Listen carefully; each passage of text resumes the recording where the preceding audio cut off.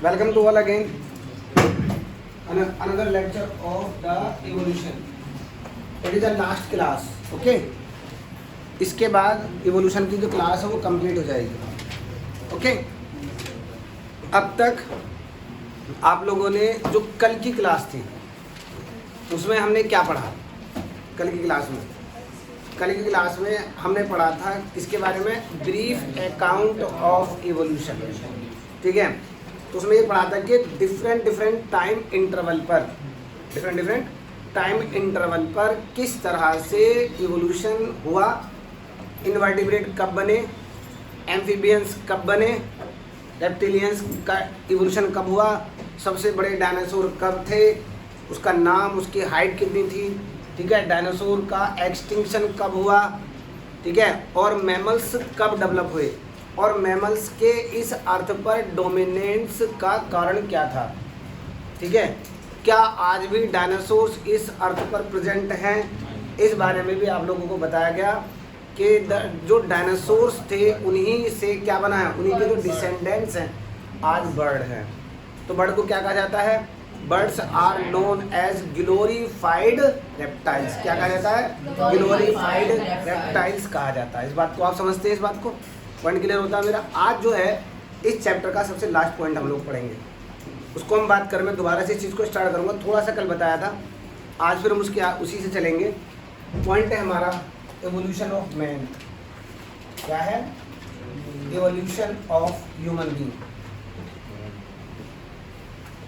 तो कल जो आप लोगों को पढ़ाया गया उसमें आप लोगों ने क्या देखा?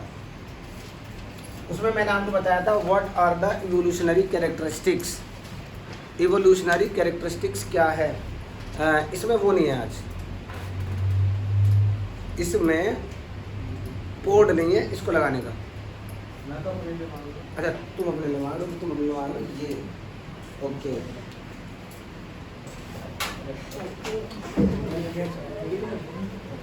बच गए. गर्ल्स आज जाने के बाद 10 मिनट रुकेंगे. ठीक है. There is something planning for you in the upcoming time. हम लोग कुछ नया प्लान कर रहे हैं, तो उसमें हम बात करेंगे कि क्या होगा, क्या करना है आप लोगों को. ठीक है. There is something change. ठीक है. अब जो कल मैंने आपको बताया था कि भैया कहाँ से स्टार्ट हुआ था, स्टार्ट कहाँ से हुआ. जब हम हिस्ट्री की बात करते हैं तो बहुत लंबी हिस्ट्री है.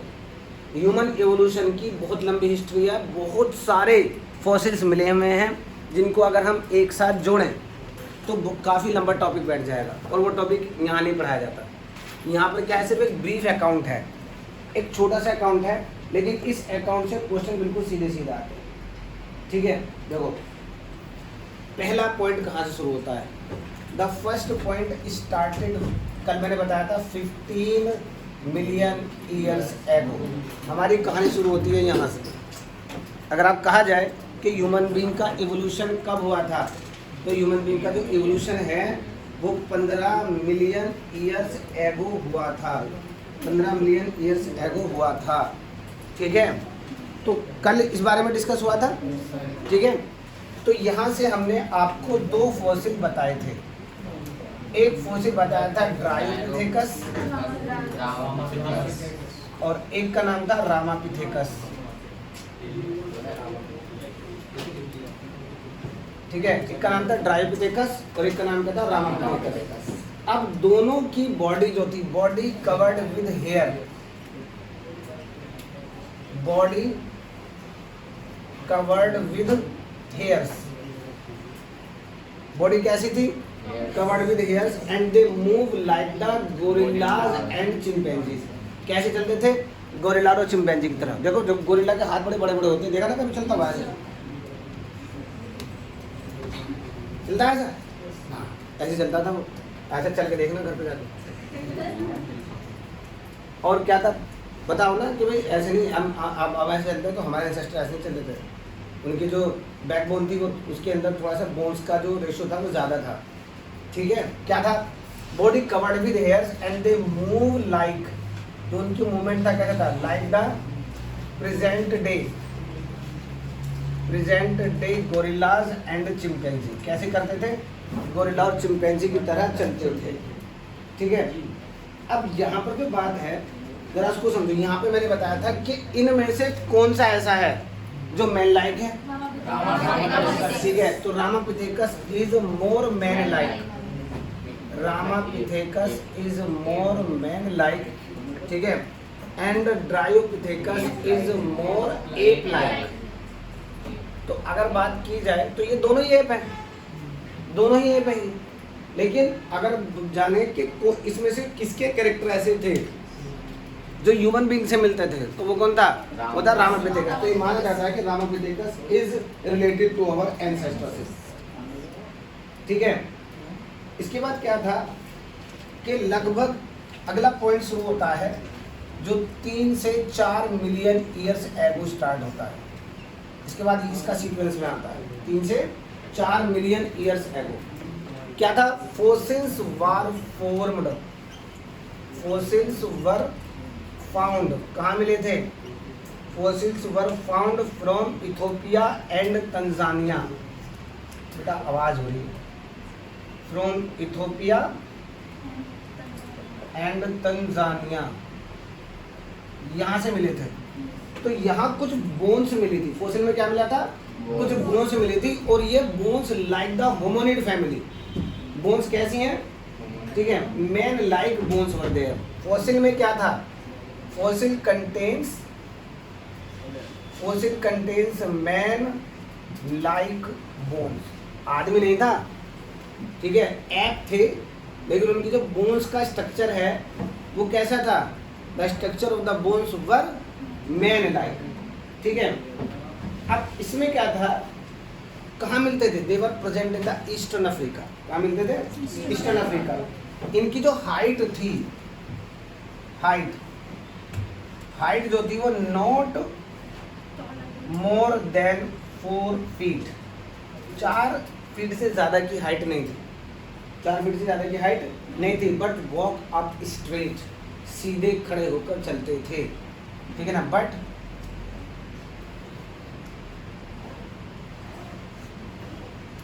वॉक्ड अप स्ट्रेट, सीधा खड़ा होकर चलने वाला ह्यूमन बीइंग का एंसेस्टर, ह्यूमन बीइंग का एंसेस्टर, ह्यूमन बीइंग का एंसेस्टर, ह्यूमन बीइंग का एंसेस्टर, ह्यूमन बीइंग का एंसेस्टर। कब शुरू हुआ? 15 million years ago. First step were there, पहला स्टेप था। इसमें क्या मिले थे? 2 मिले थे। नाम क्या है? ड्रायोपिथेकस। नाम क्या है? रामापिथेकस, ठीक है। आज के गोरिल्ला और चिंपैंजी की तरह थे। कैसे थे? आज के गोरिल्ला और चिंपैंजी की तरह थे, ठीक है। और उसके बाद इनमें से बताया Ramapithecus is more man like, Dryopithecus is more ape like. उसके बाद ये कहानी चलती रही और कहानी के बाद हमें मिला, हम पहुंचे 3 से 4 मिलियन ईयर्स एगो। 3 से 4 मिलियन ईयर्स एगो। तो कहा कुछ फोसिल मिले, कहाँ से? इथोपिया से और तंजानिया से, ठीक है। तो कैसे थे? देख, जो फॉसिल मिला था उसमें मिली थी बोन, और बोन कैसी थी? Man like bone. हाइट कितनी थी? नॉट मोर देन 4 फीट, ठीक है। और कहते walk but walk up straight, सीधा खड़ा होकर चलते थे, ठीक है। अब आगे आ जाते हैं, आगे की बात करते हैं। 2 मिलियन ईयर्स एगो। भाई आराम से बैठे हैं। यहाँ पे क्या था? 2 मिलियन ईयर्स एगो। देखो बेटा, रामापिथेकस से डेवलप हुआ ये वाला फॉसिल, और इस वाले फॉसिल से डेवलप हुआ एक इम्पोर्टेंट फॉसिल जिसको कहते हैं ऑस्ट्रेलोपिथेकस। ऑस्ट्रेलोपिथेकस अफ्रीकैनस। पूरा नाम क्या है? पूरा नाम है ऑस्ट्रेलोपिथेकस अफ्रीकैनस। कहाँ मिलता था? कहाँ मिलता था? It was lived in east Africa grassland. कहाँ मिलता था? East Africa grassland.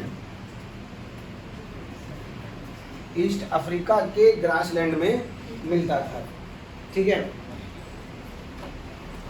एविडेंसेस ये बताते हैं कि शिकार करते थे। कहाँ से? पत्थरों से।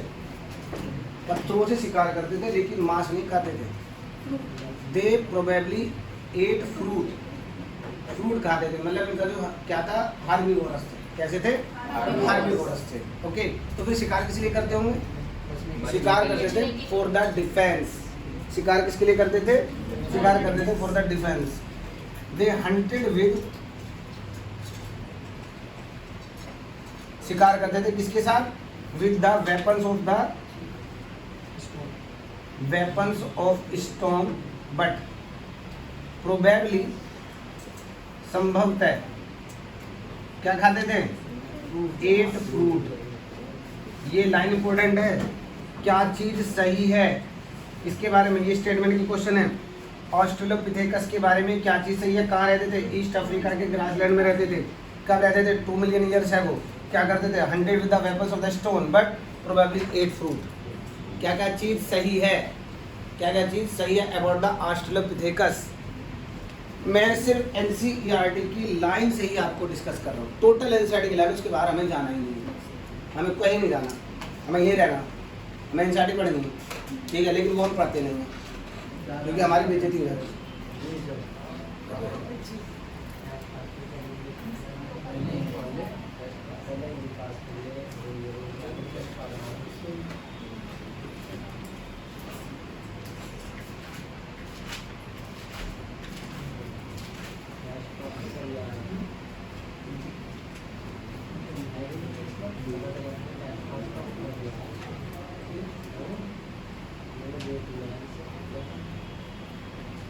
ठीक है, थोड़ा सा ये तो है एनसीईआरटी। मैं एनसीईआरटी के अदर देन भी आपको थोड़ी सी ऑस्ट्रेलोपिथेकस के बारे में जानकारी प्रोवाइड कराऊंगा, क्योंकि पूछा जा सकता है। कुछ चीज़ें हैं जो प्रैक्टिस क्वेश्चंस में आती हैं। देखो पढ़ना इतना ही नहीं, इतना में तो ये एनसीईआरटी की लाइन खत्म हो जाती है। इसके बाद स्टार्ट हो जाता है होमो हैबिलिस। इसके बाद जो बताया गया, जिसके बारे में बताया गया है अबाउट द होमो हैबिलिस। लेकिन थोड़ा सा ऑस्ट्रेलोपिथेकस के बारे में पढ़ लेते हैं। लिख लिया भाई?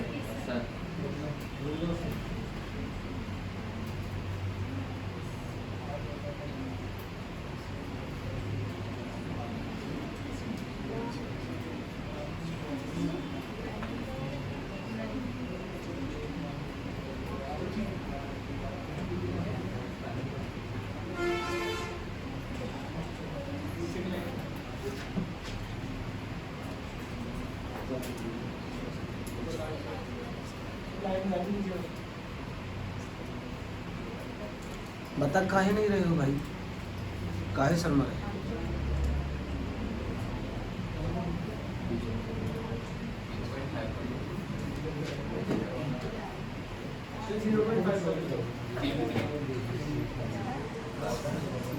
ज़्यादा टेढ़ा हो गया।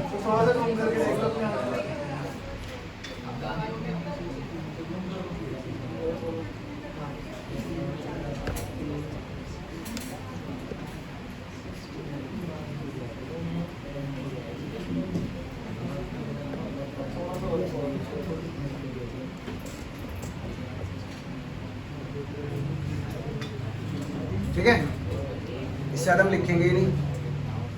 क्लियर आ गया?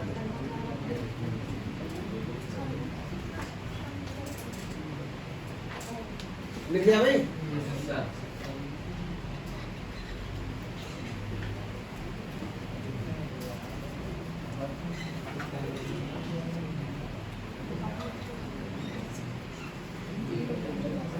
क्या पढ़ रहे हैं हम लोग? Evolution of man. ठीक है, इसमें मैंने क्या पढ़ाया अब तक आपको? 3 फॉसिल पढ़ाए हैं। पहला फॉसिल पढ़ाया था 2 जो 15 मिलियन ईयर्स है वो थे। उसके बाद 4 से 5 मिलियन ईयर है वो।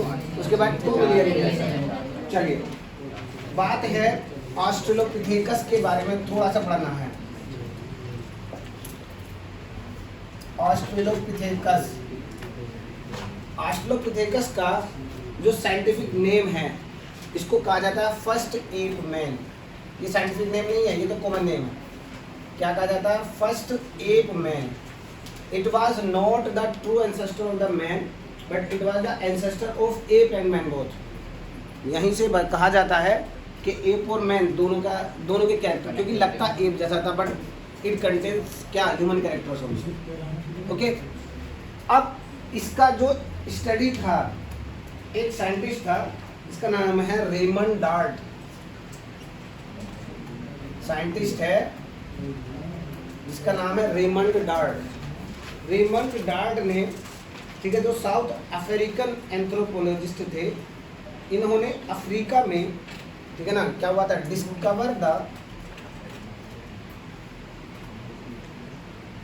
Discover the fossil of Australopithecus. कहाँ से किए थे, कहाँ से किया था, near the Taung river, near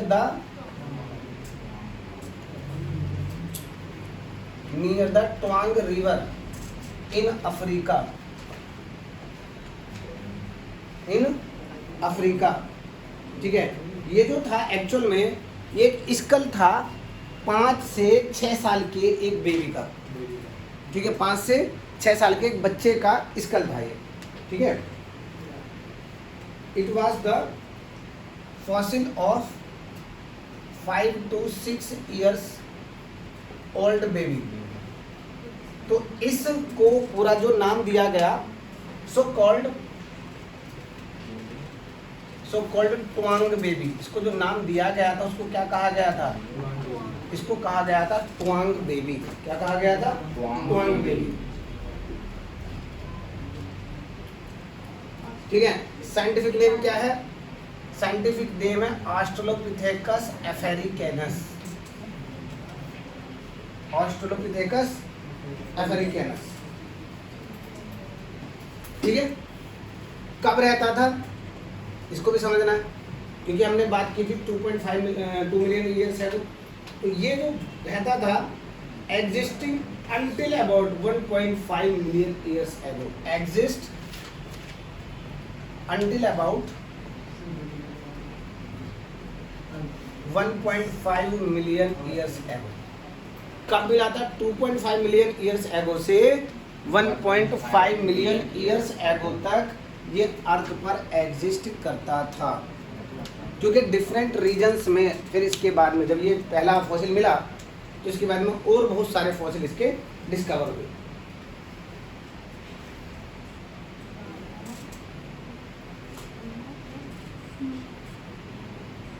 इसी का एक फॉसिल और मिला था, अनदर फॉसिल, एक और फॉसिल इसका स्टडी हुआ था जो इस स्पीसीज की सब रेस है। 2 मेल लाइक इन्होंने दिए। एक साइंटिस्ट था 1981 डोनाल्ड जोहानसन, इन 1981 बाय डोनाल्ड जोहानसन। इन्होंने क्या किया था, इन्होंने एक फॉसिल डिस्कवर किया था 3.2 मिलियन ईयर्स ओल्ड, डिस्कवर ए फॉसिल,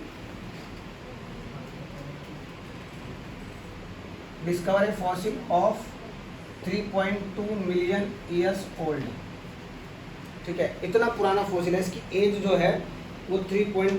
इसमें क्या था, इसमें एक फीमेल फॉसिल है, ये फीमेल ह्यूमन एंसेस्टर है।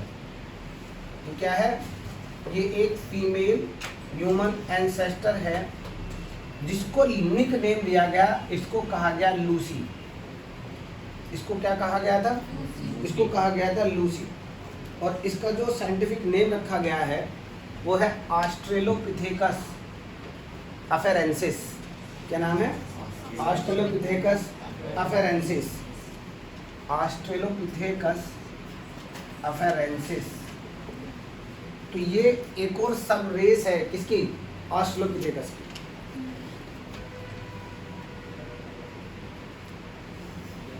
ठीक है, अब ये हमारा डायरेक्ट एंसेस्टर है, ऑस्ट्रेलोपिथेकस जो हमारा क्या है, डायरेक्ट एंसेस्टर है। अब इससे पहला, क्योंकि ये एप लाइक एंसेस्टर था, क्या था, फर्स्ट एप मैन, ठीक है। इससे हमारा, क्योंकि अब बहुत सारी चीज़ें तो सीधा सीधा बताया गया है कि ऑस्ट्रेलोपिथेकस से डेवलप हुआ था होमो हैबिलिस, ठीक है, उसके बारे में पढ़ेंगे।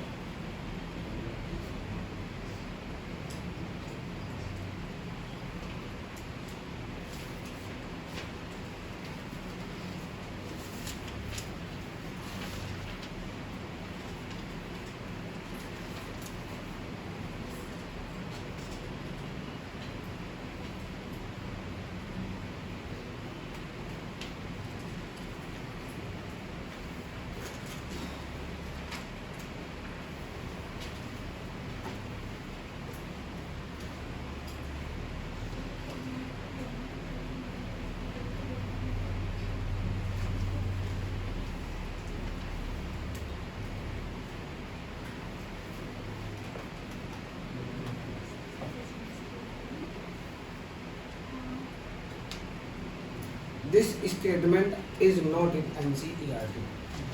ये जो स्टेटमेंट है वो एनसीईआरटी में नहीं, लेकिन क्वेश्चन प्रैक्टिस में आते हैं। तो प्रैक्टिस में भी जब हम क्वेश्चन करते हैं तो हमें प्रैक्टिस करनी जाना है।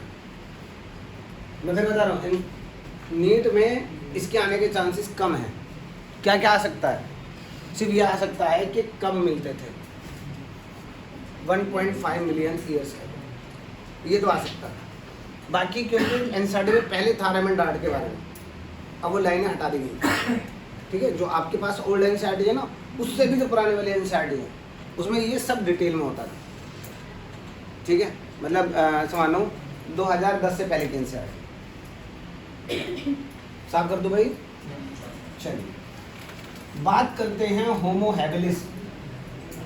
आगे चल कर के ऑस्ट्रेलोपिथेकस, देखिए सबसे ज़्यादा जो हमारे अंदर डेवलपमेंट हुआ वो उसका मतलब हम ह्यूमन क्यों हैं? क्योंकि हमारे पास एक वेल ऑर्गेनाइज्ड ब्रेन है। वेल ऑर्गेनाइज्ड क्या है? ब्रेन है। अब हमारा इवोल्यूशनरी हिस्ट्री का सबसे इम्पोर्टेंट पैरामीटर क्या है? Development of the brain. Development of the brain, body brain volume के रेशियो के हिसाब से हमारा ब्रेन सबसे बड़ा है।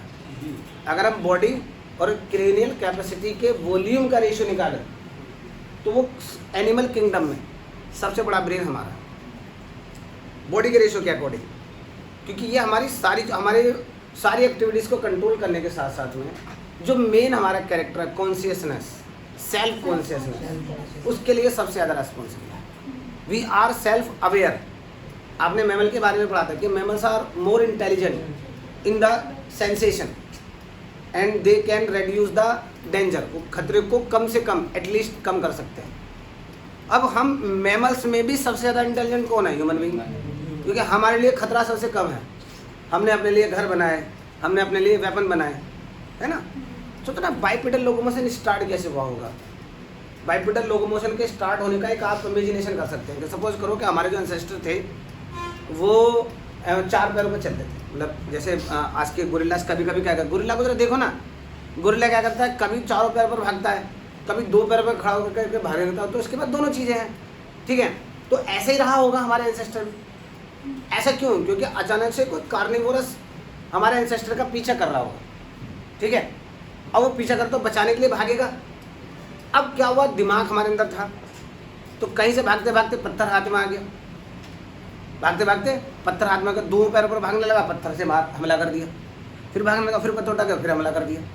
एक आध पत्थर किसको लग गया? कार्निवोरस को लग गया। तो क्या हुआ, कुछ ने ये यूज़ किया था, किसने ये टैलेंट यूज़ नहीं किया। तो क्या हुआ, उसके जिसने भी ये टैलेंट यूज़ किया होगा उसके पास क्या थी? एक एडवांटेज। उसके पास क्या थी? एक एडवांटेज। उसने कहा भाई ये बढ़िया, मैं दोनों पैरों पर भी चल सकता हूँ। अगर मैं हाथों का यूज़ करना बंद कर दूँ चलने में तो ये तो मेरे काम में आ जाएगा। और उसको ये भी बताता है कि ये जो स्टोन है ये वेपन का काम कर सकते हैं, ये वेपन का काम कर सकते हैं। तो ऐसे ही एक्सीडेंटली, इंसिडेंटली कोई भी नया कैरेक्टर किसी भी एक स्पीसीज़ के अंदर डेवलप हो गया होगा। तो उन्होंने आगे चल के मतलब बाय यूजिंग द ब्रेन जो हमने अपने आप को यहाँ तक डेवलप करा है उसमें सबसे बड़ा रोल किसका है? सबसे बड़ा रोल है ब्रेन का। ठीक है, तो यहाँ पर हम लोग आगे बात चलते हैं होमो हैबिलिस। होमो हैबिलिस ये डायरेक्ट हमारा सीधा सीधा एंसेस्टर है। एनसीईआरटी कहती है कि ये हमारा बिल्कुल सीधा सीधा एंसेस्टर है। इसकी जो ब्रेन कैपेसिटी थी काफ़ी बड़ा ब्रेन था। इसकी जो ब्रेन कैपेसिटी है वो 650 से 800 क्यूबिक सेंटीमीटर है। तो काफ़ी बड़ा ब्रेन हो गया।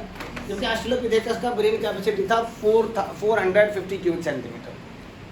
जो ऑस्ट्रेलोपिथेकस है उसका जो ब्रेन क्रेनियल कैपेसिटी कितनी थी? क्रेनियल कैपेसिटी थी 450 क्यूबिक सेंटीमीटर। ठीक है, और यहाँ पर इन्होंने क्या किया? Probably did not eat meat. Probably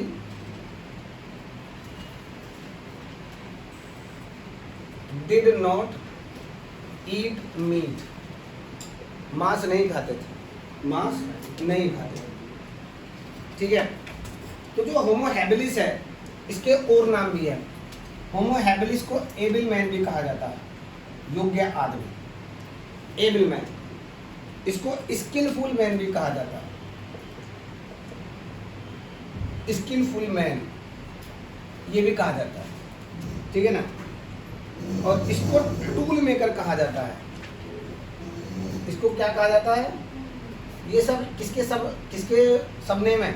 Homo habilis, ठीक है। इसको हैंडीमैन भी कहा जाता है, हैंडीमैन भी कहा जाता है। क्यों? क्योंकि ये टूल बना सकता था, ये पत्थर के हथियार बना सकता था, इसलिए इसको क्या कहा जाता है? Skilful man. तो मैंने अभी थोड़ी देर पहले आपको क्या बताया था कि एक ऐसी स्पीसीज है जिसने जो स्टोन थे उनको यूज करना शुरू कर दिया एज वेपन, ठीक है। तो इसके जो पॉइंटेड होते हैं, जो स्टोन होते हैं उनको और ज़्यादा पॉइंटेड कर दिया, ठीक है, और ज़्यादा पॉइंटेड कर दिया। तो दैट अब इसका जो था एक साइंटिस्ट हुए जिसका नाम है एस.बी. लीकी। एस.बी. लीकी और मैरी लीकी, दोनों पति पत्नी थे।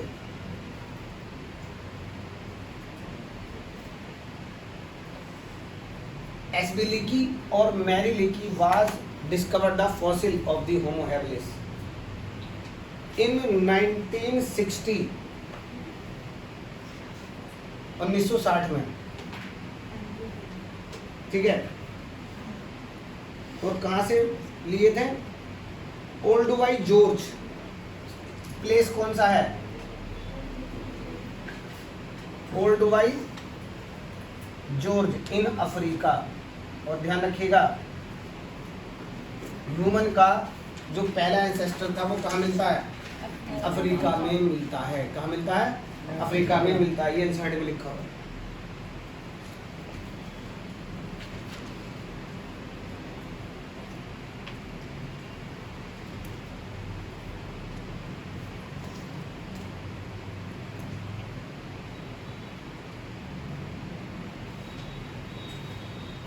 ठीक है।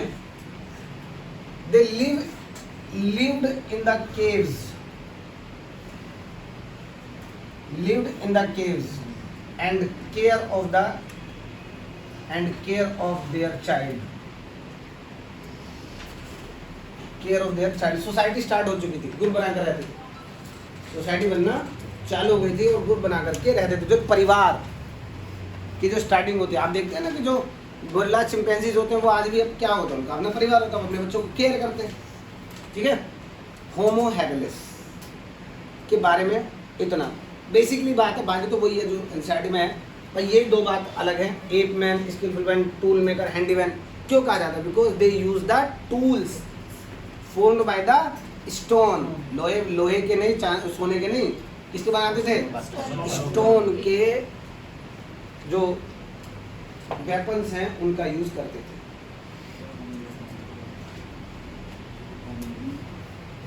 होमोनिड एक हमारी फैमिली है।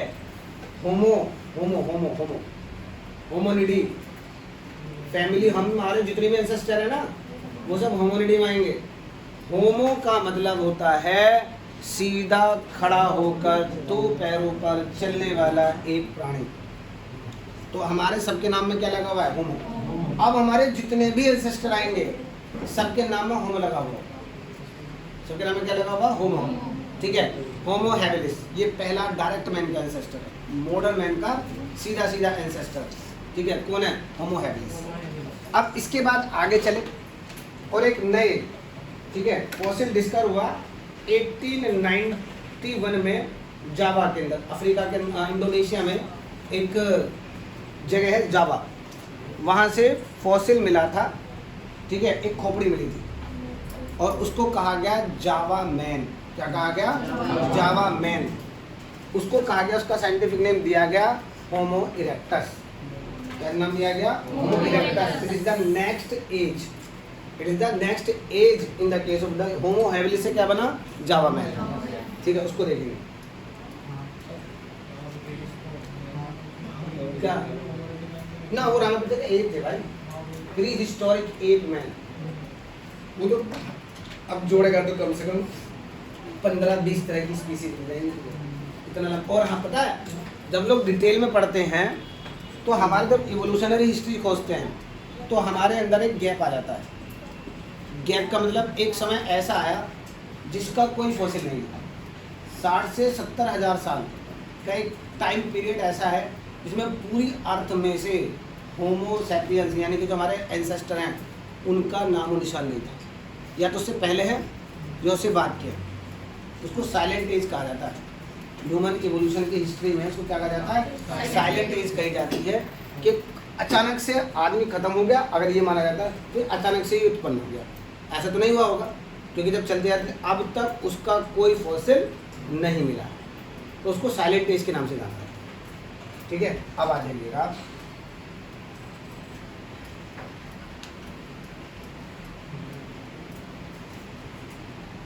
नेक्स्ट एज स्टार्ट हुई किससे?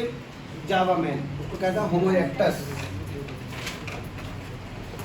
होमो इरेक्टस, ठीक है, नेक्स्ट स्टेज है Homo erectus. Fossil discovered in Java.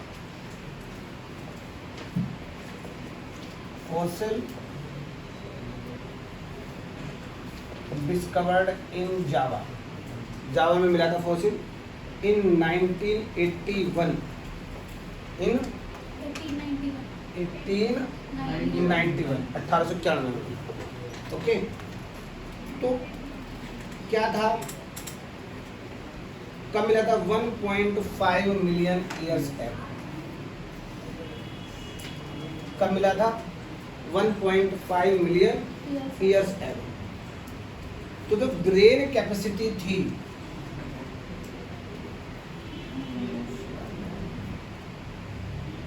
Brain capacity जो थी, it was about 900 cubic centimetre. 900 cubic centimetre, ठीक है। और ये संभवतः क्या कहते थे? प्रोबेबली 8 मीट, ये एनसीईआरटी की लाइन है, प्रोबेबली 8 मीट। संभवतः क्या कहते थे? मीट का। तो ये कार्निवोरस थे।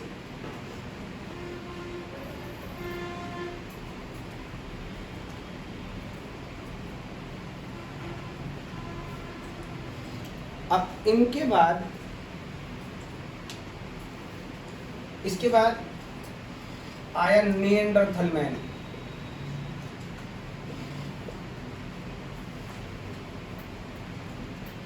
क्योंकि होमो इरेक्टस की 3 स्पीसीज रही हैं, होमो इरेक्टस की 3 स्पीसीज रही हैं। उनका जिक्र क्योंकि एनसीईआरटी में नहीं है तो मैं भी नहीं करूँगा, लंबा हो जाएगा। तो सीधा सीधा जो दिया हुआ है एनसीईआरटी में उसको मैं थोड़ा डिटेल में करके पढ़ा रहा हूँ। जो एनसीईआरटी में नहीं है उसको डिटेल में नहीं लेंगे। निएंडरथल मैन जर्मनी में या ईस्टर्न एशिया में निएंडरथल वैली है। निएंडरथल वैली, निएंडरथल वैली में इस स्पीसीज के फॉसिल मिले। सो इसके नाम पर इसको क्या रख दिया गया? Neanderthal man. क्या रख दिया गया? Neanderthal man. तो इसका जो नाम है वो है होमो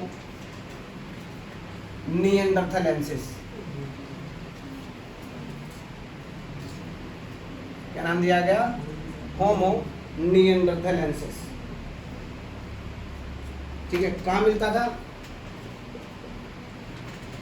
जरा देखो एनसीईआरटी में ईस्टर्न एशिया लिखा हुआ है, क्या लिखा हुआ है? एनसीईआरटी पढ़ो, सेंट्रल एशिया है ना। कहाँ मिलता था? लिव्ड इन सेंट्रल एशिया है, near east and central Asia. तो यही करना, ईस्ट एंड सेंट्रल एशिया, यही लाइन है, यही लाइन है। ठीक है, इसका जो क्रेनियल कैपेसिटी कितना था? 1400 क्यूबिक सेंटीमीटर।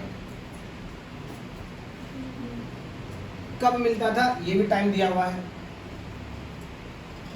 बिटवीन 1 लाख से 40,000 साल पहले, ईयर्स पहले। 1000 से 40,000 साल पहले।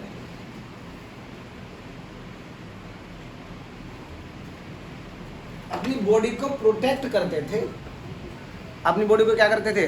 प्रोटेक्ट करते थे और मरे हुओं को दफन करते थे। Buried the dead, buried the dead. ये इनका कैरेक्टर जो एनसीईआरटी की लाइन है उसको समझ लो पहले।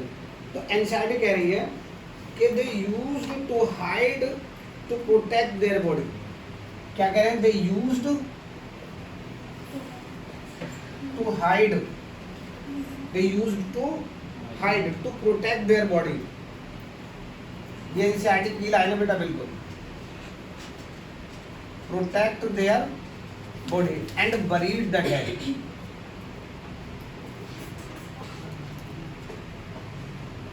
And buried the dead.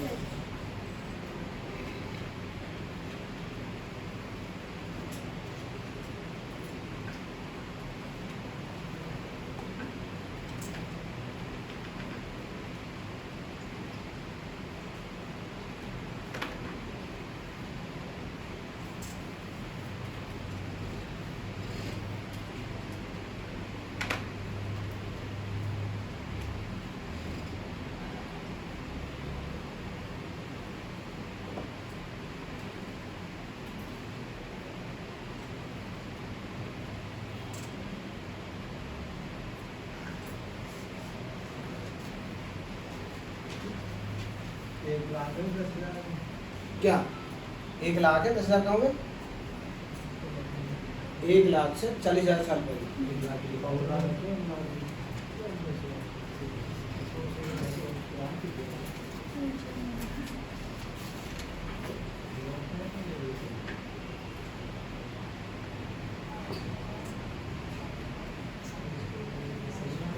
ठीक है, ये कहा जाता है कि निएंडरथल मैन हमारा एंसेस्टर नहीं, क्योंकि निएंडरथल मैन 40,000 पहले पूर्ण रूप से विलुप्त हो चुका है और हमारा इससे कोई रिलेशन नहीं है। इसके समानांतर, इसके पैरेलल एक दूसरी स्पीसीज वहाँ पर डेवलप हुई थी, जिसका नाम, जिसको हम लोग कहते हैं, आप उसमें एनसीईआरटी में नहीं है, उसको हम क्रो-मैग्नोन मैन कहते हैं, क्रो-मैग्नोन। ठीक है, नहीं है सिलेबस में तो छोड़ो।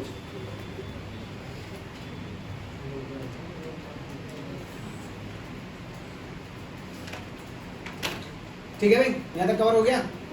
चलो आगे।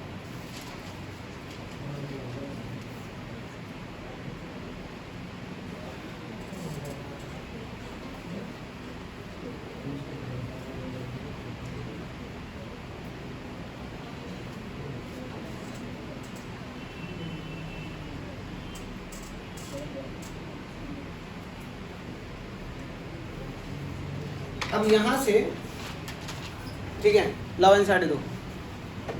अब एनसीईआरटी की लाइन पढ़ो बस, क्योंकि इसके आगे ज़्यादा कुछ जो भी है वो एनसीईआरटी में है।